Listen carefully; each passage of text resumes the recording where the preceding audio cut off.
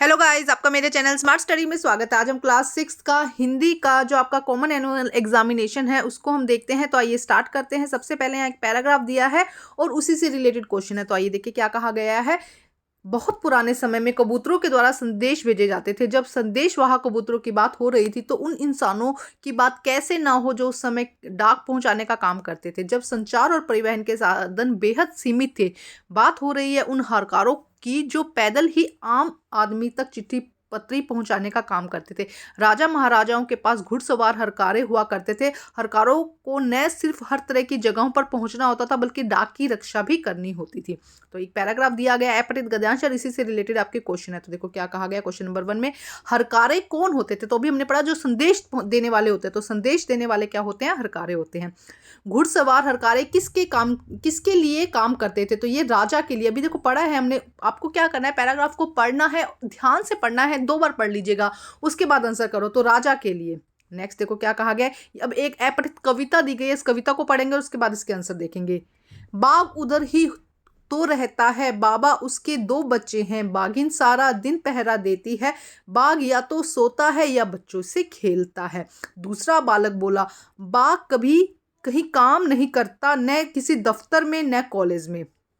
तो ये कविता है। अब इसी से रिलेटेड प्रश्न है। देखो कविता पढ़ने से ही समझ में आ गई है कि क्या कहा जा रहा है कविता में। बाघिन सारा दिन क्या करती है। तो बाघिन बच्चों की देखभाल, पूरा दिन सोती है, शिकार करती है, बच्चों की देखभाल करती है। तो पहरा देती है। जो पैराग्राफ में है वो आपको लिखना है। हमने यहाँ पे देखा बाघिन क्या करती है, पहरा देती है। बाघ क्या काम करता है, बाघ बच्चों के साथ में खेलता है। दफ्तर नहीं जाता, सॉरी। जानवरों से लड़ाई, शिकार, ये सब किसी में लिखा नहीं है। देखो एक्चुअली बाघ जो है शेर लड़ाई करता है, शिकार करता है, लेकिन इसमें लिखा नहीं है। इसमें लिखा है बच्चों के साथ खेलता है। अब कुछ व्याकरण के प्रश्न है, उनके आंसर हमें करने हैं। निम्नलिखित में से एक व्यक्तिवाचक संज्ञा बताइए। तो देखो संज्ञा क्या होते हैं, 3 टाइप के होते हैं, भाववाचक संज्ञा, व्यक्तिवाचक संज्ञा और हम यहाँ पे बात करते हैं कि यहाँ पे देखो क्या है, एक विशेषवाचक संज्ञा। तो देखो व्यक्तिवाचक संज्ञा जो किसी स्पेशल व्यक्ति के बारे में बात की जाती है, वस्तुवाचक संज्ञा जो किसी एक स्पेशल चीज के बारे में बताया जाता है, और इसके अलावा भाववाचक संज्ञा जो फीलिंग के बारे में होता है। तो देखो व्यक्ति, नदी, कोई भी नदी हो सकती है, अलग अलग नाम की अगर आता है कि गंगा नदी, तब हम व्यक्तिवाचक कहते हैं। लेकिन नदी में क्या ग्रुप आ रहा है, पहाड़ में ग्रुप आ रहा है, भी पहाड़ कोई भी हो सकता है, विद्यालय का ग्रुप आ रहा है, भी कोई भी विद्यालय हो सकता है। लेकिन हिमालय एक पर्वत का नाम है, एक पर्वत का नाम है हिमालय। तो हिमालय यहाँ पे क्या हो जाएगा, व्यक्तिवाचक संज्ञा। हमारा विद्यालय बहुत बड़ा है, वाक्य में सर्वनाम शब्द क्या है। तो देखो संज्ञा के स्थान पर काम आने वाले शब्दों को हम सर्वनाम कहते हैं। तो हमारा संज्ञा के स्थान पर नाम आया ना, संज्ञा के स्थान पर काम आने वाले शब्दों को सर्वनाम कहते हैं। तो हमारा यहाँ पे क्या हो जाएगा, सर्वनाम हो जाएगा। हिरण शब्द का स्त्रीलिंग होगा हिरणी। हिरण का क्या होता है, हिरणी। देखो लिखना कैसे, ये आपको आना चाहिए। संतरा खट्टा है, शब्द में खट्टा क्या है, खट्टा क्या बता रहा है, संतरा की विशेषता बता रहा है। तो जो शब्द किसी चीज की विशेषता बताते हैं उसे विशेषण कहते हैं। तो ये क्या हो जाएगा, विशेषण। अब आपकी बुक में से एक पैराग्राफ दिया गया है, उसे रीड करते हैं और उसके बाद आप मुझे बताइएगा कि कौन से चैप्टर से हैं। मैं इन दिनों कुछ बड़ा बड़ा यानी उम्र में कुछ सयाना महसूस करने लगी हूँ, शायद इसीलिए कि पिछली शताब्दी में पैदा हुई हूँ। मेरे पहनने ओढ़ने में काफ़ी बदलाव आया है। मैं पहले पहले मैं रंग बिरंगे कपड़े पहनती थी, नीला, जामुनी, ग्रे, काला, चॉकलेटी। अब मन कुछ ऐसा करता है कि सफ़ेद पहनूं, गहरे नहीं हल्के पहनूं। पिछले दशकों में तरह तरह के पोशाक बनती थी, पहले फ्रॉक, फिर निकर वॉकर, फिर स्कर्ट, लहंगे, गरारे और चूड़ीदार और घेरदार कुर्ते। तो कौन सी चैप्टर से है ये आप मुझे कमेंट करके बताइएगा। तो देखो क्या कहा गया, लेखिका कब पैदा हुई थी। तो लिखा था पिछले शताब्दी में। पैराग्राफ से आपको आंसर इजीली मिल जाएंगे। पहले लेखिका कैसे रंग के कपड़े पहनती थी, रंग बिरंगे। उसके बाद बचपन में लेखिका के किस तरह के कपड़े पहनती थी, फ्रॉक। उसने लिखा था ना बचपन में क्या पहनती थी, फ्रॉक पहनती थी। शताब्दी का क्या अर्थ है, 100 वर्ष का समय। शताब्दी मतलब कि जो 100 वर्ष पूरे रहते हैं तो उसे हम शताब्दी कहते हैं। अब यहाँ पे एक कविता लिखी गई है और उसी के आधार पर क्वेश्चन है। तो देखो एग्जैक्ट ऐसे क्वेश्चन नहीं आएंगे, लेकिन पैटर्न लगभग यही रहेगा और इसी तरीके के क्वेश्चन आएंगे। तो आपको ये बहुत इंपॉर्टेंट क्वेश्चन है, ये सभी करके जाने हैं। साथी हाथ बढ़ाना, एक अकेला थक जाएगा, मिलकर बोझ उठाना, साथी हाथ बढ़ाना।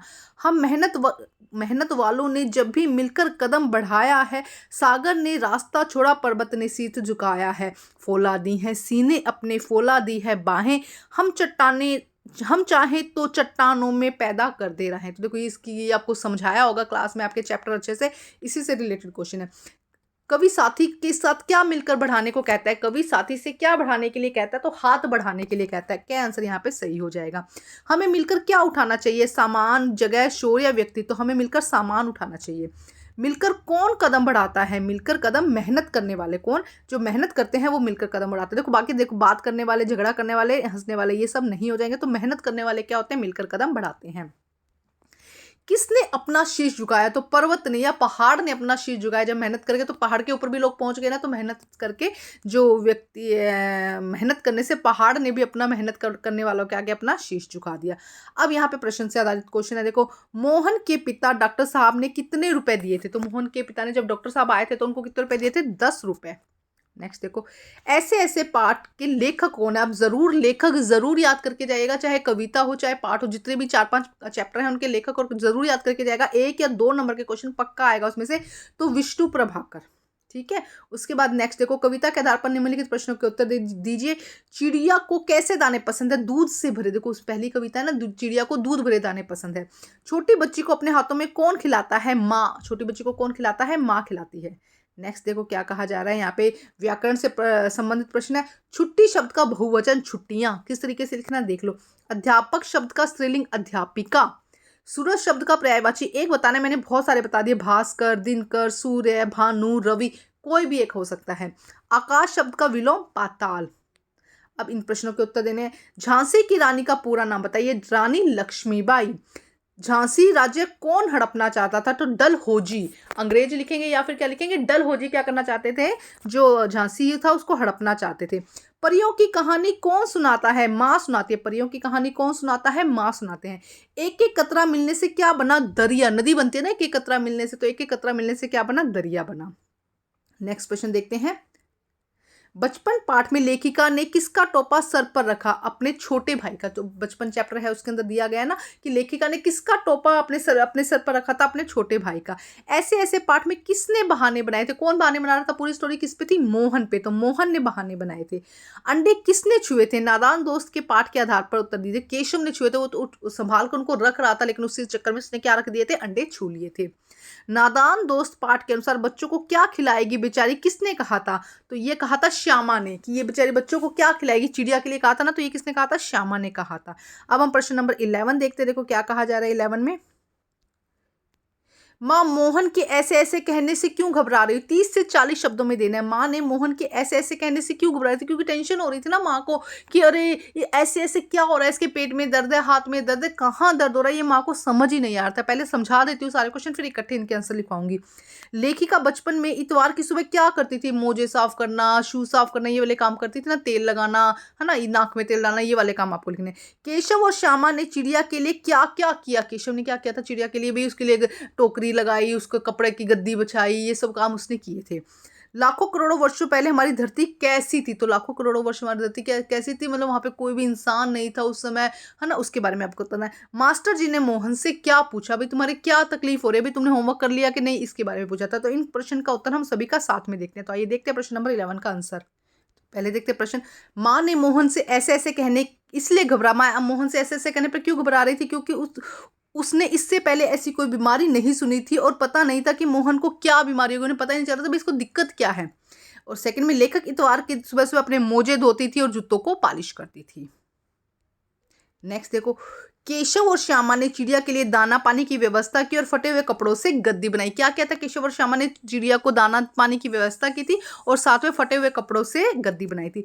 लाखों करोड़ों वर्ष पहले हमारी धरती कैसी थी? बहुत गर्म थी। उस पर कोई भी चीज नहीं थी। मनुष्य का कोई अस्तित्व नहीं था। धीरे धीरे परिवर्तन हुए, जानवर आए और फिर पौधों का जन्म हुआ। नेक्स्ट देखो, मास्टर जी ने मोहन से पूछा कि तुम विद्यालय क्यों नहीं आए? क्या तुम्हारा विद्यालय का कार्य पूरा नहीं है? इसके लिए मैं तुम्हें समय देता हूँ। यह दर्द ऐसे ऐसे काम न करने के कारण ही है। क्या कहा था भाई? दर्द क्यों हो रहा है? क्योंकि उसने स्कूल का काम नहीं किया। लास्ट में यही पता चलता है ना कि क्योंकि विद्यालय क्यों नहीं आए थे। क्या तुम्हारा कोई काम पूरा नहीं है? तो मैं तुम्हें और समय दे दूंगा कि तुम अपना काम कंप्लीट कर लो। तो आइए देखते हैं आगे के प्रश्न। अब हम आगे देखें प्रश्न नंबर 12 में। देखो क्या है, 3 प्रश्न करने हैं, 4 प्रश्न दिए गए हैं। 30 से 40 शब्दों में। तुम्हारी माँ तुम लोगों के लिए क्या क्या काम करते हैं? तो देखो ये अपने आप सोच के आंसर लिखना। देखो तुम्हारी माँ जो है वो क्या क्या काम करती है? भाई खाना बनाती है, उसके अलावा क्या करती है? कपड़े धोती है और मतलब स्कूल के लिए तैयार करती है, बातें करती है, बहुत सारे काम करती है ना माँ। तो उसके लिए आपको लिखना था। रानी लक्ष्मीबाई की सहेली कौन कौन थी? तो उनके नाम आपको बताने हैं। साथी हाथ बढ़ाना कविता से हमें क्या शिक्षा मिलती है? कि हमें मिलकर काम करना चाहिए। सब क्या है, एक होकर हम काम करेंगे तो काम जरूर सक्सेसफुल होगा। तुम अपना साथी किसे मानती हो और क्यों। तो यहाँ पे देखो अपनी तरफ से प्रश्न लिखना, तुम अपना साथी किससे मानते हो, कौन है तुम्हारा फ्रेंड है, उसका नाम बताना है और क्यों, क्योंकि वो तुम्हारी काम में मदद करता है। या अपने भाई बहन का नाम लिख सकते हो इसके अंदर तुम, और क्योंकि वो तुम्हारी मदद करते हैं हर एक जगह, उससे रिलेट आप अपना आंसर देखो। कुछ क्वेश्चन आपको अपने आप लिखने थे, तो आइए देखते हैं इनके आंसर।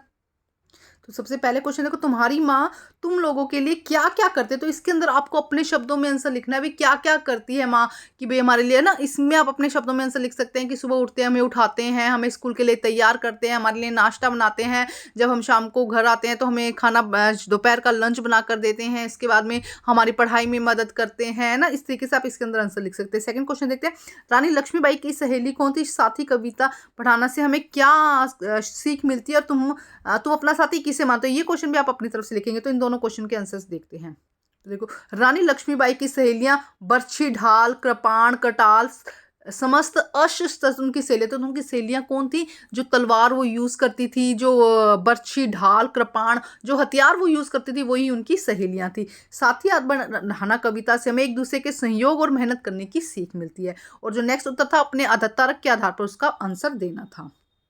प्रश्न नंबर 13 देखते हैं। आपको एक विषय में अनुच्छेद लिखना है। देखो क्या है, आपको गणतंत्र दिवस पर, 26 जनवरी पर विद्यालय का वार्षिक उत्सव, एनुअल फंक्शन और मेरा प्रिय खेल, इन पे किसी पर एक पर निबंध लिखना है। ठीक है, तो इंपॉर्टेंट है, इनको जरूर याद करके जाइएगा। उसके बाद देखो एग्जैक्ट ऐसा पेपर नहीं आएगा, लेकिन बहुत इंपॉर्टेंट क्वेश्चन है, पैटर्न एग्जैक्ट यही रहने वाला है। मैं अपने विद्यालय में पानी पीने की उचित व्यवस्था के लिए प्रधानाचार्य को एक पत्र लिखना है। ठीक है, अगर ये क्वेश्चन भी समझ नहीं आ रहा तो कमेंट करिएगा, मैं इनका भी वीडियो बना दूंगी। मेहनत करने की सीख देते हुए अपने छोटे भाई को एक पत्र लिखना है। तो ये दोनों, और ये अगर आप ये निबंध भी अगर आपको समझ नहीं आ रहा है अनुच्छेद, तो मुझे कमेंट कर दीजिएगा, वीडियो बना दूंगी। सभी सब्जेक्ट की सैंपल पेपर आपको मेरे चैनल पे मिल जाएंगे, आप अच्छे से तैयारी करके अच्छे अच्छे नंबर ला सकते हैं। Thank you guys.